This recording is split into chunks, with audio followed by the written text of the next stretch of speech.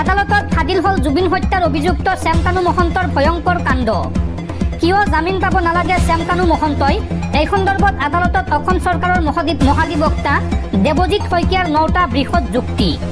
কি এই যুক্তি চাওঁ আহক। কিয় জামিন পাব নালাগে শ্যামকানু মহন্তই? এই সন্দৰ্ভত আদালতত ফাদিল হল শ্যামকানু মহন্তৰ ভয়ংকৰ কাণ্ড। আদালতত মহাধিবক্তাৰ 9টা বৃহৎ যুক্তি। আদালতত অসম চৰকাৰৰ মহাধিবক্তা দেৱজিৎ শইকীয়াৰ যুক্তি। কি যুক্তি দিছে চাওঁ আহক। 1 নম্বৰ, জুবিন গাৰ্গক দীৰ্ঘদিন ধৰি চৰম শোষণ কৰিছিল শ্যামকানু মহন্তই। 2 নম্বৰ, ব্ৰেণ্ড এম্বেচাডৰ পাতিও জুবিন গাৰ্গক দিয়া নাছিল লাভৰ অংশ। 3 নম্বৰ, ৰঙালীত গান গোৱাৰ বাবদ জুবিনক দিলে মাত্ৰ 20,000 টকা। 4 নম্বৰ, কেৱল জুবিন গাৰ্গেই নহয়, পত্নী গৰিমা গাৰ্গক প্ৰতাৰণা কৰিছিল শ্যামকানু মহন্তই। 5 নম্বৰ, দিল্লী নৰ্থ ইষ্ট ফেষ্টিভেলৰ কামৰ পৰা পাৰিশ্ৰমিকৰ পৰা বঞ্চিত কৰিছিল গৰিমা গাৰ্গক। গৰিমাৰ পৰা কাম কৰাইছিল গৰিমাৰ হতুৱাই, কিন্তু গৰিমা গাৰ্গক পাৰিশ্ৰমিক বা ধন দিয়া নাছিল। 6 নম্বৰ, ছিংগাপুৰলৈ যাবলৈ অমান্তিক হোৱাত আত্মহত্যাৰ ভাবুকিৰে ব্লেকমেইলিং কৰিছিল জুবিন গাৰ্গক। 7 নম্বৰ, অভিমন্যুৰ হতুৱাই হুইস্কি আনি অমৃত প্ৰভাৰ হাতত দিছিল অভিযুক্ত শ্যামকানু মহন্তই।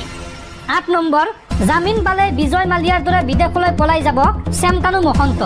আৰু 9 নম্বৰ, শেষত মুঠতে জামিন পাব নালাগে শ্যামকানু মহন্তই। আদালতত এইদৰে যুক্তি দৰ্শাইছে অসম চৰকাৰৰ মহাধিবক্তা দেৱজিৎ শইকীয়াই। পৰৱৰ্তী খবৰ, অৱশেষত ঘোষণা কৰা হ'ল কংগ্ৰেছ বিধায়িনী দলৰ নেতা। জ্যেষ্ঠ বিধায়ক ৱাজেদ আলী চৌধুৰীক বিৰোধী দলপতিৰ দায়িত্ব আৰু ডাক্তৰ জয়প্ৰকাশ দাসক উপ দলপতিৰ দায়িত্ব দিয়া হৈছে অসম বিধানসভাত। ৰাজ্যৰ লাখ লাখ শিক্ষাৰ্থীক লৈ বৃহৎ ঘোষণা। ৰাজ্যৰ প্ৰতিখন বিদ্যালয়লৈ অসম আৰক্ষীৰ জৰুৰী জাননী। এতিয়াৰ পৰা শিক্ষাৰ্থীক চিনাক্ত কৰিব পৰা ফটো বা ভিডিঅ' সামাজিক মাধ্যমত আপলোড কৰিব নোৱাৰিব। এই নিয়ম উলংঘা কৰিলে বিপদত পৰিব শিক্ষক শিক্ষয়িত্ৰী বা বিদ্যালয় কৰ্তৃপক্ষ।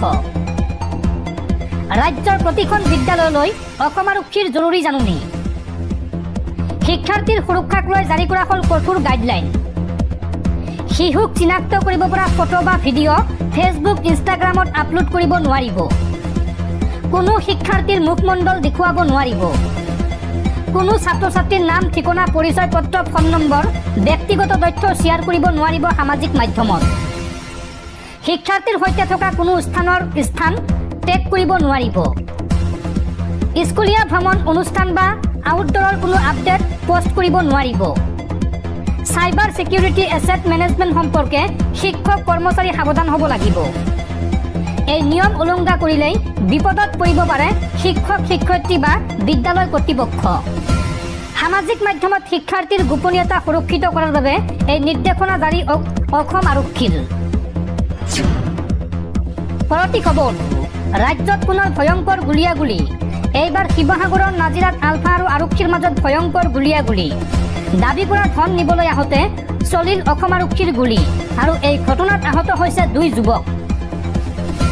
শিৱসাগৰৰ নাজিৰাত আৰক্ষী আৰু আলফা স্বাধীনৰ মাজত প্ৰচণ্ড গুলিয়াগুলি। 2জন যুৱকে দাবী কৰা ধন নিবলৈ আহোঁতে গুলীচালনা অসম আৰক্ষীৰ। নাজিৰাৰ মলাগাঁৱত গুলীচালনাৰ ঘটনাত আহত হৈছে 2 যুৱক। ঋতু গগৈ নামৰ যুৱকজনৰ দেহত 4টা গুলীৰ আঘাত। জিতু গগৈ নামৰ আন এজন যুৱকৰ গাত লাগিছে 1টা গুলী।